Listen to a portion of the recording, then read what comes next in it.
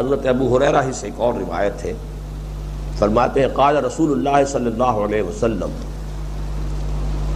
کل سلامہ من الناس علیہ صدقۃ کل یوم تطلع فیہ الشمس۔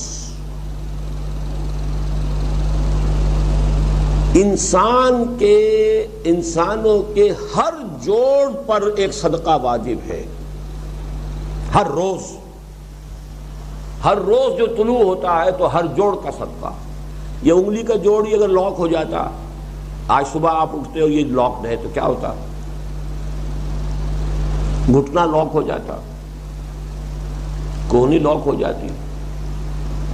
صبح کو انسان اٹھے کہ میں بھلا چنگا ہوں، کل یوم تطلع فی الشمس، ہر دن جس میں کہ سورج جو ہے طلوع ہوتا ہے اس میں ہر جوڑ پر ایک صدقہ واجب ہے۔ اس کو شیخ سعدی نے بہت عمدگی سے کہا ہے، ہر سانس جب انسان کے اندر جاتا ہے موجب تقویت ہوتا ہے۔ آکسیجن گئی، قوت ملی، اسی کو برن کریں گے انرجی ملے گی۔ سانس باہر نکلتا ہے، یہ صفائی کا ذریعہ بنتا ہے، کاربن ڈائی آکسائڈ اور بہت سی چیزیں نکل گئی۔ بس بر ہر نفس دو شکر واجب بس، ہر سانس پر 2 مرتبہ شکر کرنا چاہیے۔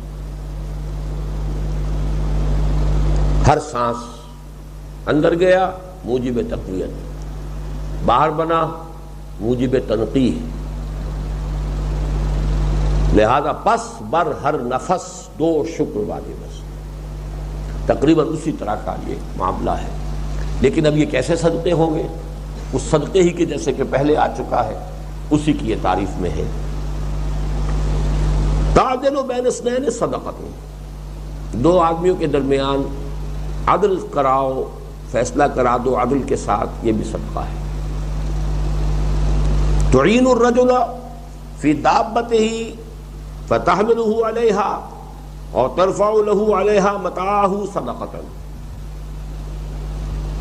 اور تم مدد کرو کسی انسان کی اس کی سواری کے معاملے میں کہ اسے اس پر چڑھنے میں مدد دو،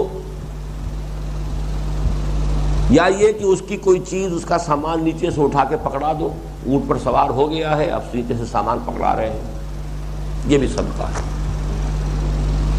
والکلمۃ الطیبۃ صدقۃ، ہر پاک بات جو اپنی زبان سے نکالو گے وہ صدقہ ہے۔ فلیقل خیرا او لیصمت، بات صحیح کرے، اچھی کہے یا خاموش رہے، تو ہر اچھی بات جو زبان سے نکلتی صدقہ ہے۔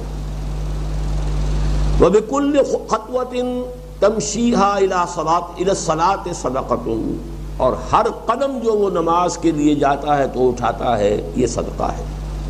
وتمیت الاذی عن الطریق صدقۃ، اور راستے میں سے کوئی اذیت شے کو، اذیت بخش چیز کو دور کرتا ہے، کہیں روڑا پڑا ہوا ہے، کہیں کچھ اور ہے، کوئی ٹھوکر کھا جائے گا، تو ہو سکتا ہے کوئی اندھا گزرے، اس کے لیے کوئی مصیبت ہو جائے، اس کو اگر ہٹاتے ہوئے چلے گا، یہ بھی صدقہ۔ یہ بھی دین کا وہی جامع تصور کے صدقہ جو ہے وہ کس کو کہتے ہیں؟ صدقہ صرف